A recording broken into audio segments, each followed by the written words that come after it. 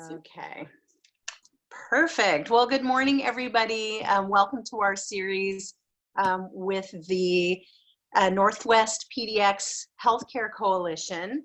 With us this morning is Dr. Krisha Olson and Ethan Childs, a certified fitness instructor, fitness trainer, and just fitness guru. He's amazing, so I can't wait for him to share his knowledge with us this morning. But before we do, I'd like to introduce the other members of our Healthcare Coalition. This morning, we're missing Dr.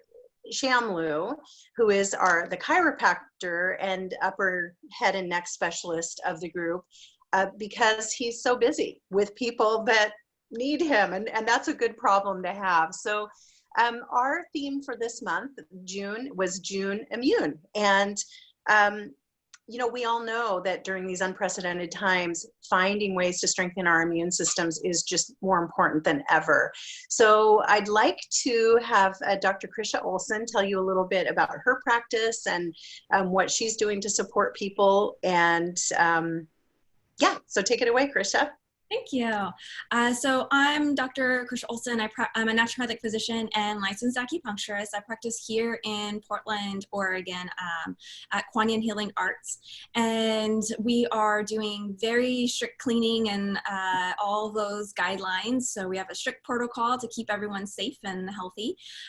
In the office, I'm still seeing folks in office, mainly for acupuncture and naturopathic care. And then I'm also doing telemedicine, which has been absolutely fantastic. It's a great resource. Insurance is covering it.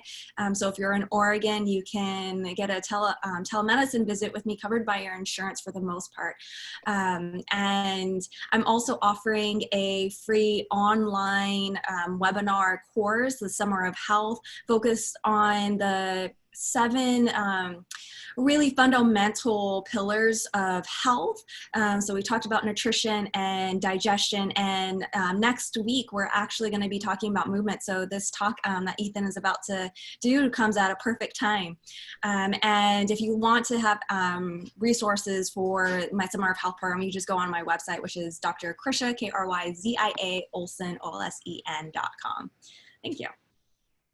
Perfect. And Dr. Olson will also put her contact information in our chat here. So thank you so much. And I'm so excited about her Summer of Health program. She's just a font of knowledge, and to be able to have access to her all summer is just a special treat. So I'll introduce myself. My name is Kirsten Evenson, and I'm with the Juice Plus and Tower Garden Company. So we are all about getting more plants in your body any way we can, because research continues to show that it is plant phytonutrients and really, you know, the promotion of a plant-based diet, even if you're not vegetarian or vegan, is really what strengthens all systems in our bodies, decreases inflammation, and thereby improves immune health. So I just feel so honored to be a part of a movement that really is supporting people in these unprecedented times. And, you know, I've just become really passionate about sharing and being a wellness advocate after being an occupational therapist in the sick care system for 35 years, where I feel like we're really good at treating disease and not so great at prevention. So this team is all about prevention.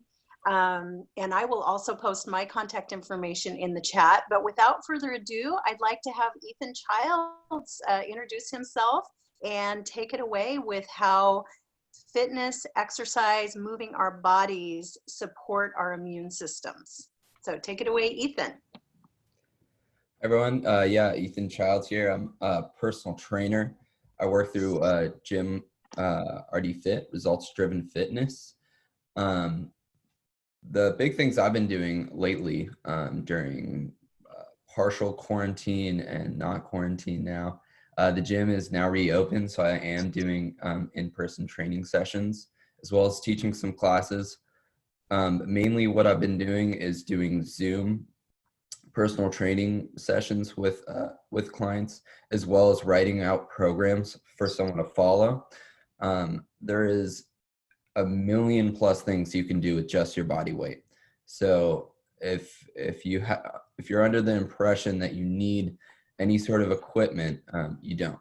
The only thing you really need is maybe like a somewhat cushiony floor or mat.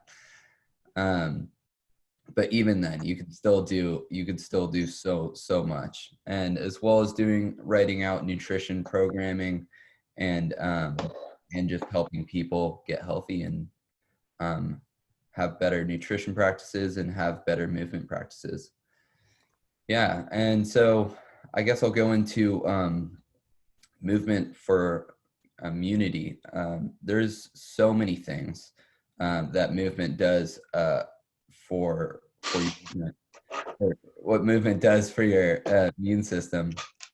The big thing that I want to talk about today with getting your exercise or your movement is getting a variety in your day-to-day of movement. And so like that is including cardiovascular type movement, resistance training type movement, but really mixing up all modalities. So like getting some hypertrophy training, strength training, structural balance training, which is so important.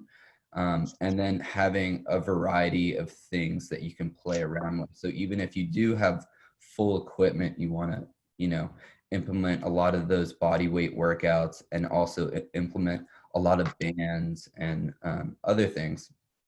And so with my clients, I program specific movements that are geared towards longevity. One thing that people jump into exercise with is they jump in too intense, or once they start getting the results they want, they ramp it up, and they constantly ramp it up.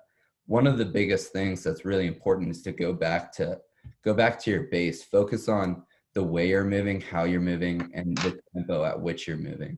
And so going back to your base is so important, regardless of how far you are into your fitness. And getting a lot of structural balance work and controlling the intensity on a day-to-day basis. Implementing new movements that you aren't used to. So one thing that's super important is when programming for a client, for myself, I never program anything longer than 4 to 6 weeks, because after 4 to 6 weeks, your body will get used to those movements and then you'll kind of plateau. And one of the most important things too is like adding new movements that your body isn't used to, because your body works like this. When you stop moving in a specific way, your body responds, your body's super adaptive, right? And so your body will respond by kind of shutting that movement pattern down, or I guess putting it on pause until, if you wait too long, then it'll shut it out completely. But getting like a huge variety of movement patterns basically enables us to not shut anything out, and also it keeps it fresh. So you're never getting bored with your workouts. You're not in the same routine. You're not doing the same thing on a like daily. And also you're working muscles you may not be used to working. One thing that people don't really realize is when you do like those big compound lifts or anything like hypertrophy training, like on lifting weights on a track. And what I mean by that is if you go to a club gym or any one of those gyms, there's something called free weights and there's something called like machines. And so like the machines are like where you find the weight stack, and it's on a track, which means the range of motion is already built in. So you're not having to use any stabilizer to control that. The one downside with that is now you're not using any of the recruiting muscles to control and stabilize the joint. And that's like one of the most crucial things in and honestly longevity for your joints, is strengthening all those stabilizers and recruiting muscles, so you have good strong joints that won't get injured, as well as you want to build up a great foundation. And so a lot of things like for instance, like working your core doesn't always have to be sit-ups, right? So working your core could be doing something like squats even. So doing squats, but rather than putting the weight on your back, you put it right here, or you use a kettlebell, or you use a dumbbell, or you use a sandbag. It could be anything else, but changing that modality allows your body to use different muscles that you wouldn't normally. And so you have a lot of these intrinsic muscles that you don't even see on the outside, but those muscles are just as important to work as the ones on the inside are just as important to work as the ones on the outside. And so that in itself is movement for longevity. And so that's creating a way for people to move, but in a sustainable way that they can do this virtually forever if they're doing the right programming.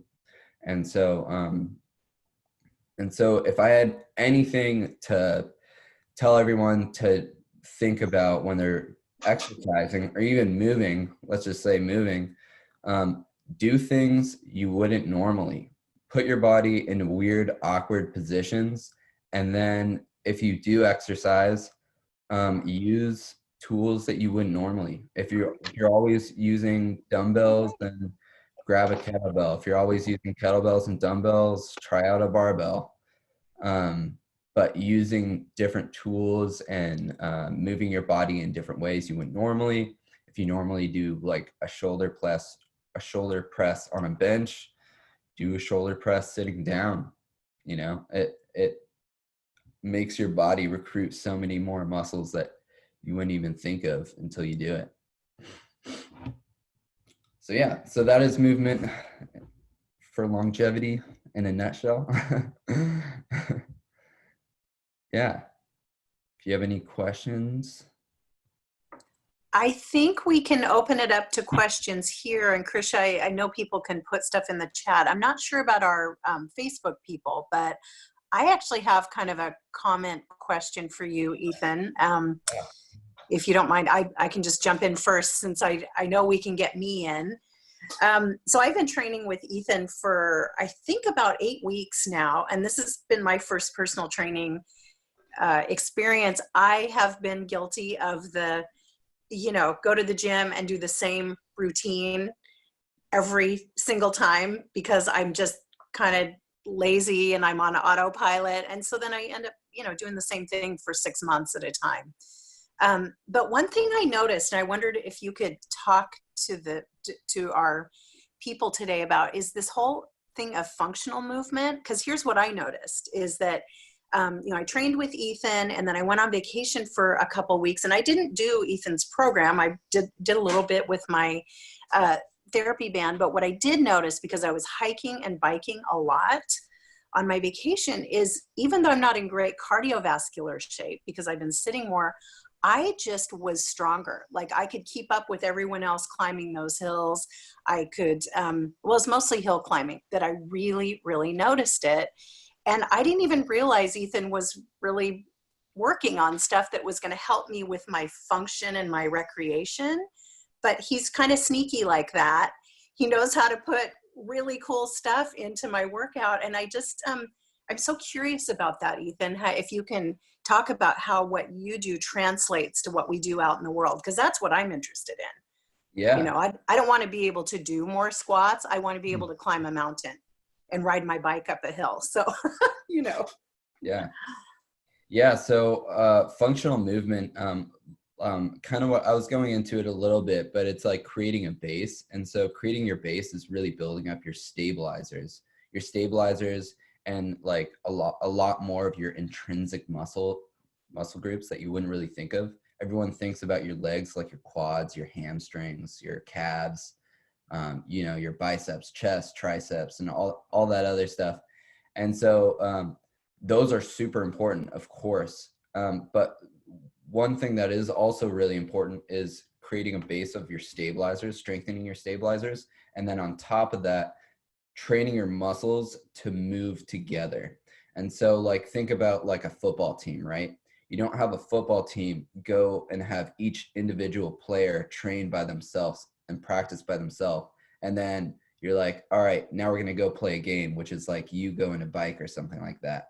And then your muscles are like, oh, like this is our team. Like we don't even know how to train together. We've never even practiced together. And so like it kind of sets yourself up for failure if you're constantly training in isolation, is like what I like to say. So functional movement is kind of just training in a way that you're using multiple muscle groups and like in funky ways. Not always, but I mean, like for instance, a squat, like a back squat, that's a functional movement, because you're having to use more than just your legs in order to do it. That's awesome. That is such a great description. And I will testify to the awkwardness part. Like I'm a former gymnast, right? So I always want to do things in perfect form and whatnot. And I notice Ethan pushes me into those funky, awkward places that I just have to giggle and go, wow, this seems like it should be so simple, and it's not. But I just have so appreciated your expertise, Ethan. And the other thing for me, again, as a person who likes to prevent injury, is how you've just been so able to pivot. If I'm coming with, oh my gosh, a sore shoulder or a sore knee, your expertise in just really modifying the program to keep me safe and to really be strengthening in ways that are good for me has just been a game changer. So thank you so much. Yeah. And then I got a question for you, Ethan. So talking about functional movement and, like it's summer now, right? So it's fantastic because we can actually go outside and do activities. So I'm curious about your perspective on just doing those activities and skipping like the body weight workouts and things like that. Or is it really that the body weight workouts are really help to improve the actual functional movement so that you're able to move better or have more stamina? Yeah. So that's exactly right. So doing those body weight movements are helping you to move better when you do those activities outside. And so that's why it's really important to train your muscles in funky ways. So then when you're training then when you go out and do that activity that you're used to and you're always normally doing, you have a really good foundation. And so you're not going to be exposed when you're put into awkward positions, which is like something that no one really thinks about, but it happens. It happens so much. It's like if you get off balance, or like let's say you're playing, I don't know, if you're playing like volleyball and like you overreach and then you're off balance, and then you eat it, and so it just kind of creates a great foundation. So when you're put in these awkward positions, you're not necessarily set off balance, or or you're like limited in strength in a certain position. And also it's huge on injury prevention, right? So it's one of the biggest things is trying to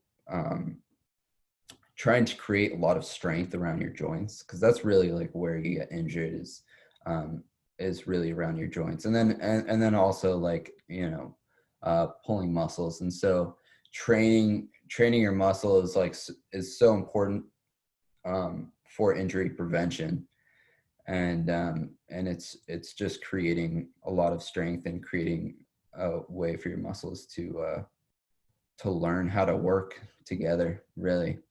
And so I would say like one of the biggest things that exercise does is really it's injury prevention. I mean, it's preventative healthcare. It's injury prevention is one of the biggest things. Great, thank you. Yeah. It's so important. I know that I have a tendency to, not do all of the training, especially with all the gyms closed. And actually my gym is unfortunately not opening back up. So I gotta go find another one. Ethan, is probably going to be you. Yeah. Yeah. But it's challenging, and I've been doing a lot of canoeing lately, and it's very different movements. And so completely understand what you're saying, because my boyfriend has to carry the canoe. It's not that heavy, actually. It's like 40, maybe 50 pounds, but it's 16 feet long. And so he has to get that on him, and he's able to do it because he's been doing all the strengthening and all of that stuff that he's already been doing. And so I can see how it makes such a big difference. Oh yeah, totally. Very cool. So I don't know, I'm not seeing any other questions in the chat. Are you picking up anything on Facebook there, No, I think Trisha? we're good. Okay. Ethan Well, and Ethan, as always, just such great information. It really just confirms to me why I'm working with you, and will continue to do so, because I am actually feeling some muscle tone where I haven't had any in a while. So that's a nice little reward too. So, Yeah. so I just want to thank everyone who's attended, and let you know that we are rolling through the summer.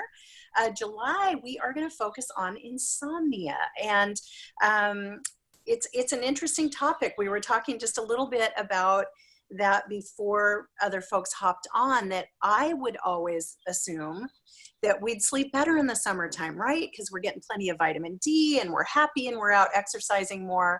But Dr. Olson, of course, has the scientific reason why we may not be sleeping as well in the summertime. And she's going to probably tell you about that. And are you up next week, Dr. Olson? am I? Are you first up? I You guess just might be. I'll do it. Yeah. Well, so let's have you launch July. Let's have you do Yeah. that, because I think insomnia is just, it is so foundational. Our sleep is so foundational. And, I just was so impressed a few presentations ago, Ethan, when you talked about the foundation of our fitness really is sleep.